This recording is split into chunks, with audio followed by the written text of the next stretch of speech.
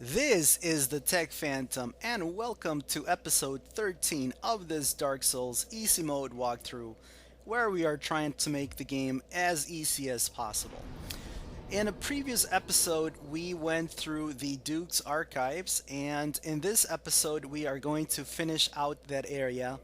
We're actually going to take on the boss of the level. That would be Seath the Scaleless dragon, and we are also going to get all of the advanced spells from our favorite mentor and teacher, Big Hat Logan. Now, there is a specific set and sequence of events and steps and events that you need to do. So, I'm going to try to tell you exactly what it is that I'm doing, since there are, I think, a lot of new viewers or new players to Dark Souls following this walkthrough. So, just to make sure that everybody was clear on what you need to do to fully obtain all of the equipment and all of the spells from uh, Big Hat Logan, I will be going through this very methodically, just like I did in the previous video. So the first thing we're going to do is we are going to take on the seat on the boss, Seath the Scaleless. So we're not going to mess around, and right away we're going to get into the action. You saw me put on a seance ring that will allow me to get an additional attunement slot so that I can attune an extra spell.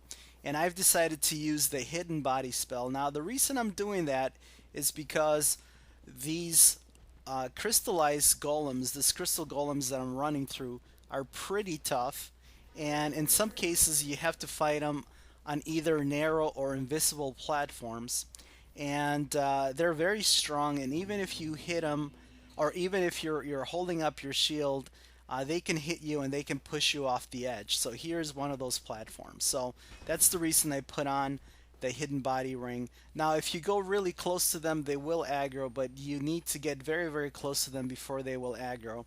So I'm taking advantage of the hidden body um, spell here. And I also thought I would show the little trick with the seance ring, because it's useful not just for magical builds, but it's also very, very useful for non-magical builds as well. Especially if you need a spell slot for whatever reason, and you don't have one, or if you absolutely have to have an additional slot, which is actually more important for non-magical builds, like I said. So all right, the other advantage of hidden body is that you can sneak on these crystal lizards, and they will not aggro. So I was able to take out all three crystal lizards in this cave, which is difficult to do without the hidden body spell. And the thing that makes this area tricky is that there are hidden platforms. There's one that leads to that item over there, and that is a an ember. And while I was taking on the crystal lizards, you saw that this very, very large golem dropped down and is blocking the cave entrance. Now, I could take him out with Soul Spear or with the halberd, but this is easy mode, so an easier solution is just to reload, quit and reload the game, and that will reset the position of the golem and he gets out of the way. And we're walking on these platforms. And the trick on the platforms, guys, is that the developers have put down a sort of a sign in front of the platform. So if you align yourself with the sign and you walk straight, you should be able to make it through. All right, so I have one cast of hidden body left, so I'm going to use it to get through these man-eating clamshells. And they're very, very difficult, and they will consume a lot of stamina when you try to block their attacks, and you need a very, very high stability shield. So I'm running through them because I'm afraid that I just don't have enough stability or enough stamina to be able to block their attacks. They might break um, right through the shield, even if I'm holding up my shield, because my endurance is still at our base level and my stamina is so low. Okay, so here's a little bit of not easy mode, but complete fumbling. I was trying to equip the Curse Bite ring, and while I was doing that, Seath attacked me, so I very quickly had to break that crystal, and you need to do that in order to hurt him. When you do that, you stun him, and that gives you an opportunity to go to the middle tail, which is the longer tail, and go towards the end of it and chop at it with the Gargoyle's Halberd. Now, it's very important that you don't leave the boss fight without before you've gotten the drop, which is the Moonlight Greatsword. So if you die, go ahead and repeat this sequence as many times as you need, guys. Assuming that you're following along, but do not leave this boss fight without having the Moonlight Greatsword. And in some cases, it takes a little bit longer to get it, to get the Moonlight Greatsword. And in this case, I was able to get it very, very quickly. And once I've gotten the Moonlight Greatsword, once I've chopped off the middle tail, I can turn my attention to Seath, and I can just use Soul Spear. And once my Soul Spear has worn out or has been consumed, I can switch to the Homing Crystal Soul Mass. And those are the new spells that we bought from Logan in the previous video. And just like that, the Seath the Scaleless boss fight is done, and we get a nice little number of souls, and we also have gotten the Moonlight Greatsword, which is going to become our go-to weapon after it's been fully upgraded. So we are going to light this bonfire, and we are going to head back to the bonfire at the Duke's Archives.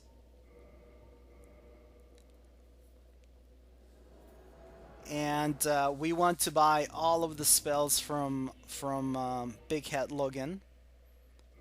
And you see that I still have had the White Seance Ring equipped, and that's a little bit dangerous, guys, because Seath does have a cursed attack. I was actually trying to equip the Cursed Bite Ring, so if you do the fight, make sure that the very first thing you do is that you switch rings.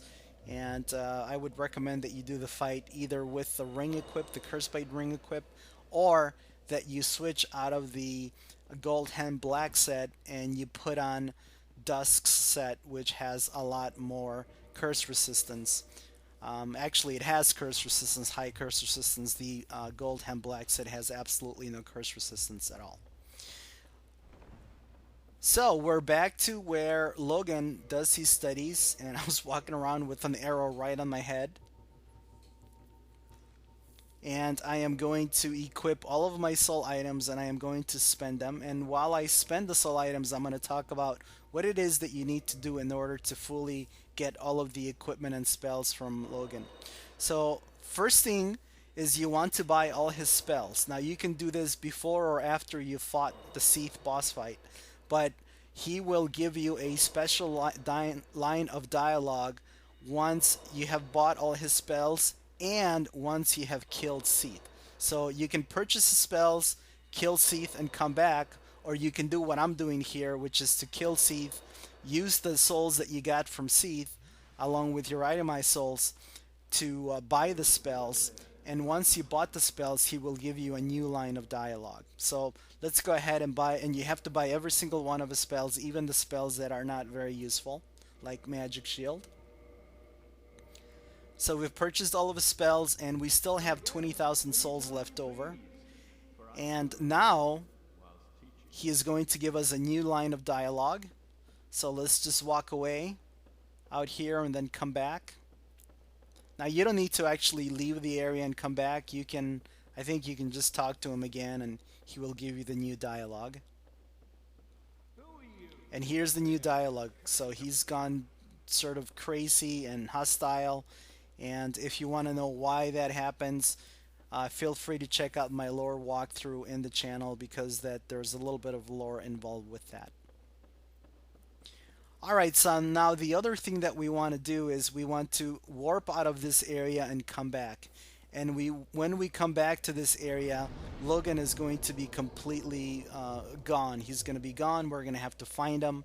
And when we find him, we are going to have a confrontation with him, because he's crazy and he doesn't like us or trust us anymore.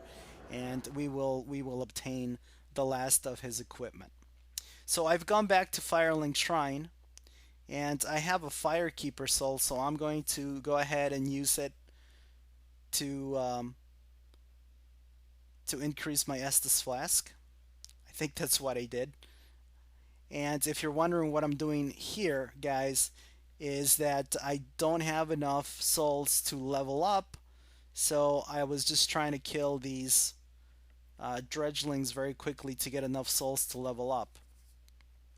But as I was doing that, I went past Logan's apprentice, and I remember that I had never purchased the rings from him. So, in the previous video, I talked about the Bellowing Dragon Crest ring, which increases your magic attack by 20%. And so he sells some spells, and there it is. He sells these two rings, which are very, very important, especially the Bellowing Dragon Crest ring, because it's going to give us another way to increase our magic output by a whopping 20%. If we increase our intelligence past 50, the magical effect is not going to increase that much. So it's good that we have the Bellowing Dragon Crest ring, because that's going to allow us to amplify our damage by 20%, which is quite a bit. Now, we won't need it for a little bit, but we will put on the ring when we need to do even more damage than what we can right now.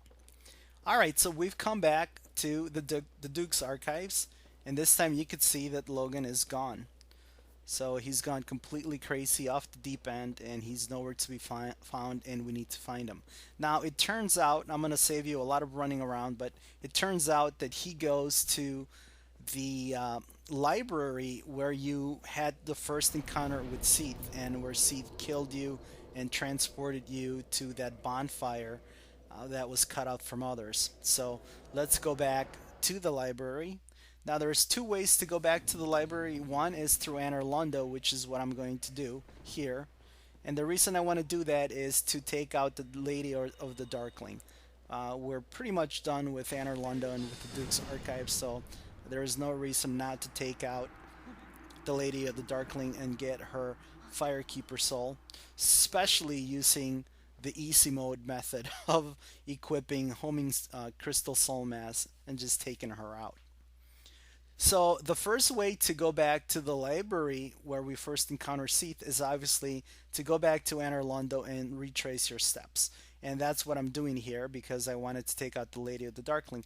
There is another way to go, and that's from the bonfire at the Duke's Archives. There is a more direct, a little bit shorter way.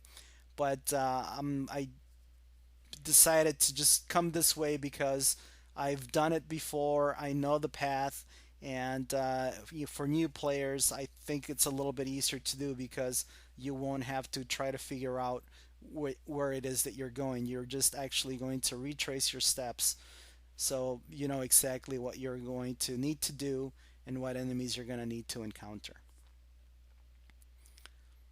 So we're going to go up this elevator, and there's going to be a number of the crystallized hollows that are going to come after us, and they're pretty easy to take out using Homing Soul Mass and our Halbert.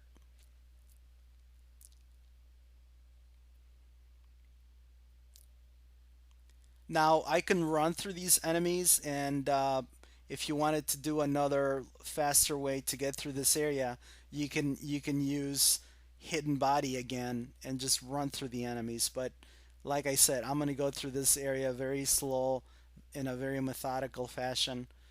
Um, but if you want, you can run through this area with or without Hidden Body equip. It would be a little bit easier with Hidden Body equip.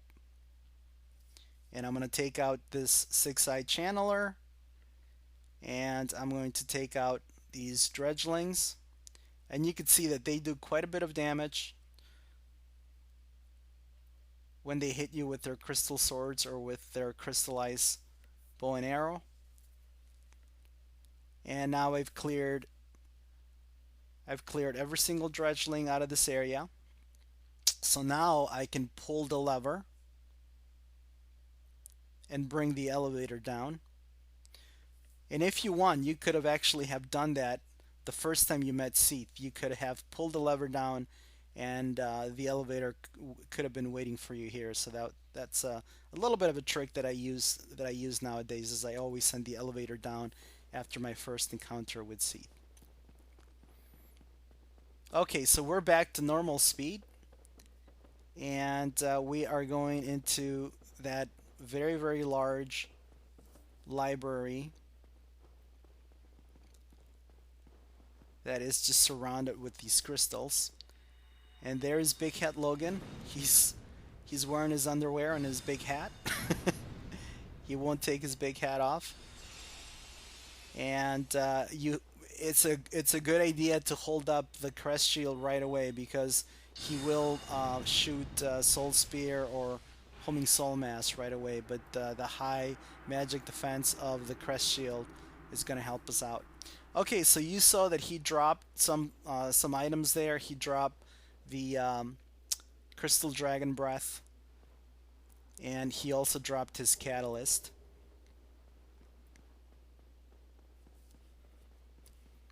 And I believe he also dropped his hat.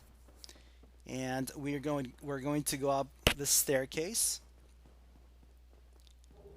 and we are going to find a soul of a great hero, which is worth 20,000 souls.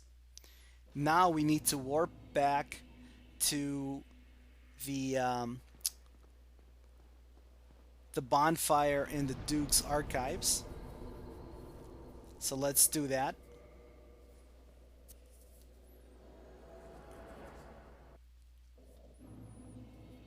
So I had to do a lot of editing in this video, guys, because obviously there was a lot of warping. So the last thing you need to do in order to get all of Logan's items is after you've defeated him where you first met Seath, you need to go back to where he was studying, and now you will find a chest, and now you can pick up the entire armor set, and you can pick up his catalyst. So we have his regular catalyst, and we also have the 10 crystallization catalyst. And both of those are pretty strong catalysts. The 10 crystallization catalyst is the strongest one in the game, but it will cut the number of casts that you can do in half.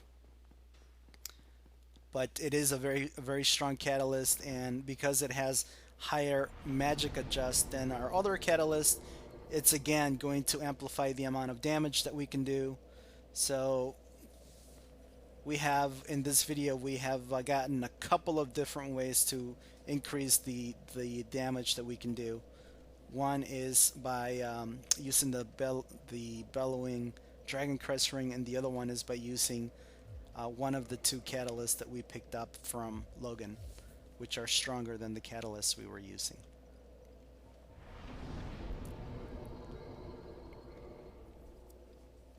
So let's warp back to Firelink Shrine.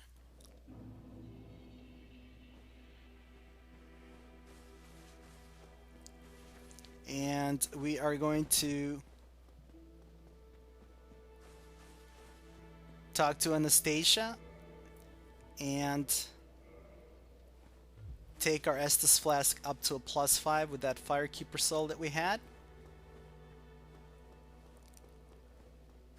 And I have about 9,000 souls left, so again, following our principle of not walking around with a bunch of souls, we're going to go and we are going to buy some homeward bones from the female undead merchant, and then we will go to the bonfire in Undead Parish and get ready for our next video. And in the next video we are finally going to go into the downloadable content and see how well we can do with this build.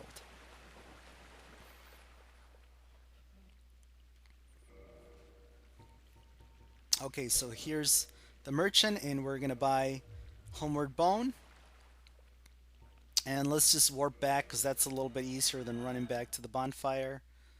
So we'll warp back to the last bonfire we were at, which is the Duke's Archives, and now we're going to warp to the bonfire in Undead Parish because that's the closest one to where we need to go in the next video.